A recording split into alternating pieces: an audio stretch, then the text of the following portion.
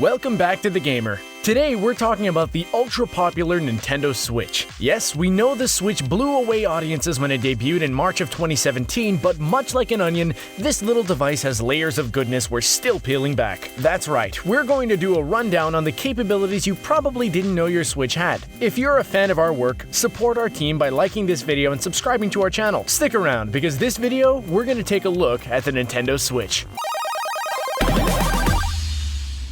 Minecraft Story Mode is coming.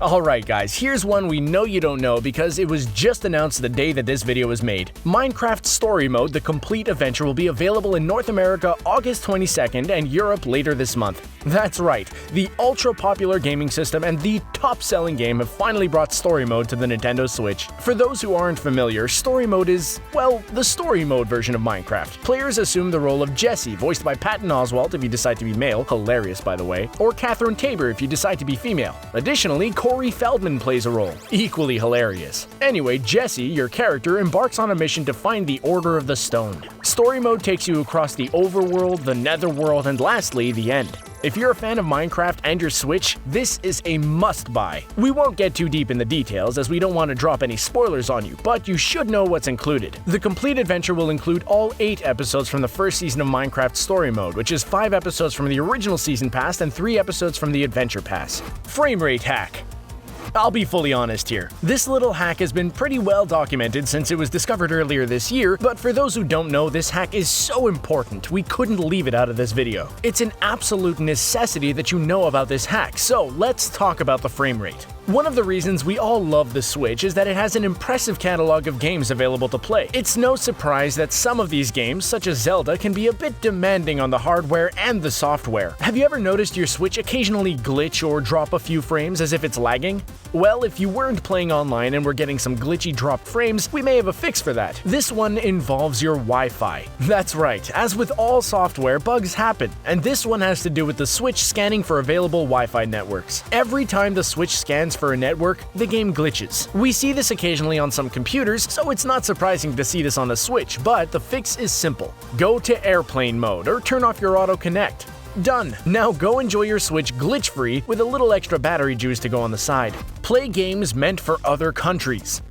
That's right! If you weren't already amazed by the catalog that includes Zelda, Minecraft, Mario Kart, and Street Fighter, Nintendo has your back. Due to the Switch's popularity, game designers have ramped up production and are pumping out the content. If you're still not satisfied, the Nintendo Switch has one last trick up its sleeve. Yep, this one is called the Nintendo Eshop hack, though it's not much of a hack. Much like any app store on any mobile device, the Nintendo Eshop is very similar, but there's one minor twist. Normally, eShops and app stores are segregated by country. It's pretty obvious why, however, there's one major side effect: fewer games for the gamer. Also, it's usually pretty difficult to change. Well, on the Nintendo Switch, gamers have found that by simply creating a new account with, say, Japan selected as the player's country of origin, the Nintendo Switch will load up that particular country's eShop. Pretty awesome! Now all you have to do is create accounts for your favorite countries and voila! You can play with their eShops. What a great way to acquire some culture and never ever get bored. If you do still get bored, maybe it's time you put the Switch down for a while. Online is free, for now. For right now and lasting through fall of 2017, Nintendo Switch users are free to play online. The end date hasn't been officially provided, though we know the end is right around the corner. This is interesting because we're right at the crossroads of a new pricing strategy. Going forward, Nintendo has announced that they'll be following the online monthly subscription service for their games. It'll be similar to the Xbox. This'll be extremely annoying. What was once free will soon cost money, but hopefully the money spent to play online will purchase dedicated servers and the online play will be top-notch. However, if you still find this unbearably annoying, there is still one minor workaround. One of the best features about the Nintendo Switch is its local gameplay ability. That's right, 8 Nintendo Switch players can meet up locally, connect, and game. Playing with buddies in the same room, hands down, is always the best way to game. One of the best features on the 3DS made the journey to the Switch, and we couldn't be happier. Until the new pricing goes into effect, we recommend you game and game hard, because it will soon start costing you money. Suspend and resume functionality. That's right, suspend and resume functionality. Have you ever noticed that your Switch is like a phone? As in, a lot like your phone? Clicks on and off, there aren't long boot times, etc. That's because the Nintendo Switch uses an ARM processor instead of the traditional x86 found on Xbox Ones and PS4s. These ARMs are found on most mobile devices, which is why your Switch behaves like a phone. On most traditional consoles, almost every game requires an internet connection to battle, and this is where one of the Switch's greatest selling points comes in. Think about it. The Switch was designed primarily to be highly portable. What does that mean? It means users will likely need the Switch to work without internet connections available. Thusly, one of the Switch's greatest selling points is that, unlike its console counterparts, most of its games are designed to be played without internet. We believe the Switch is the console of the future. The Xbox and PlayStations will eventually get smaller, hopefully to the point where they become easily portable, and hopefully we'll see the ARM chips continue to develop. Although, when you think about where cell phones were 10 years ago to where they are now and where the Switch is, the change is unbelievable. The Pro Controller.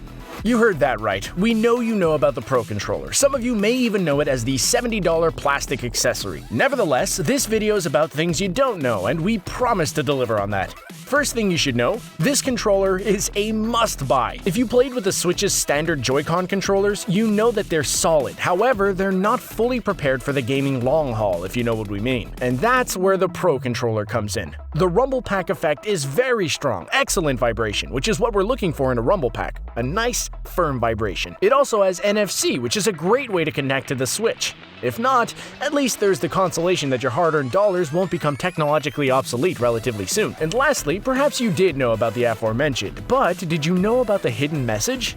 Yep, on the right joystick, when pressed downward fully, a hidden message reads, "Thanks to all game fans." We can appreciate that. After all, we did just spend $70 on a piece of plastic that just so happens to be amazing. Many agree that it was money well spent.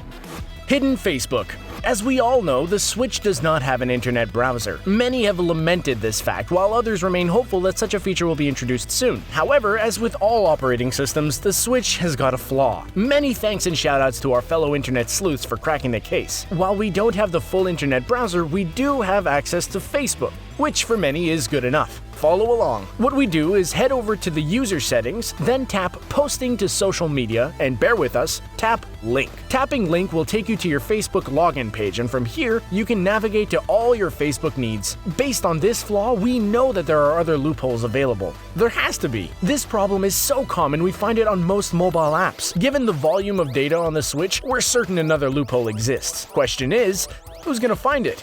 If it's you or you've just found it, post in the comments section below and tell us about it. I'm sure there are plenty of people who'd love to turn their Switch into their do-it-all machine. Keyboard compatible. This one you may or may not know about, but we figured to include it because it's an extension of what we were saying earlier, the whole thing about consoles of the future. In case you didn't know, your Switch is more than a Game Boy, or even a modern-day Game Boy for that matter, as yes, it is keyboard compatible. You have USBs on the docking cradle, so it does indeed need to be docked, but it's not a big deal. When you think about it, the fact that the Switch is keyboard compatible is pretty remarkable. We know the Switch can be used as a communication device via messaging, etc., but there's not much that would really prevent the Switch from becoming a full-scale iPhone. Throw an antenna, camera, a little software lift, and bam, you've got the holy grail. In case you didn't know, it has a freaking capacitive screen like the iPhone. But here's what we want to know. Does the Switch represent the console or gaming style of the future? Think about it. As technology innovates and becomes smaller, could the Xboxes become Switch-sized? There's a lot to be said about portability. We all have to admit, the Wii was ahead of its time. Maybe the Switch will be the same. Calibration.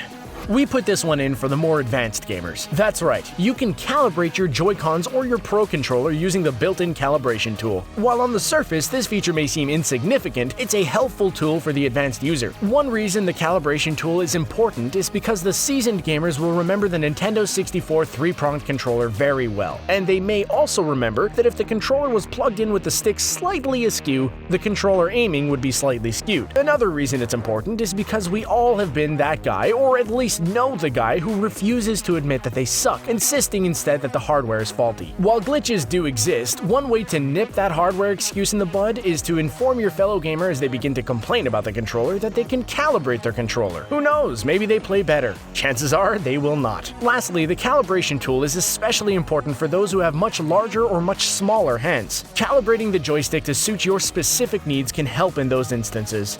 Wii remotes? We mentioned earlier that the Wii was ahead of its time. It's just a fact, even though we don't see too many people jogging in place. Well, anyway, much like Blizzard and their love for Easter eggs, Nintendo has an affinity for Easter egg-ish things, and they like to use them in their products. Don't get us started on the Easter eggs in Mario.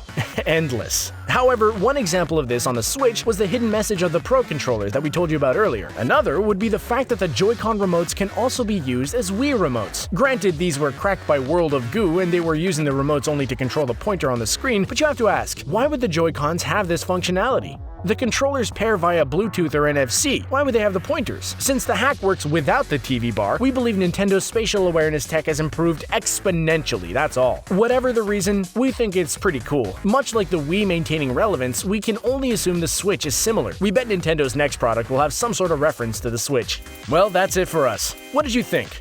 Did we make any embarrassing blunders? Let us know in the comments section below. We think the Nintendo Switch is pretty incredible. But tell us what you think. If you enjoyed this video, check out similar ones in our channel playlist. Like, subscribe, and thank you for watching.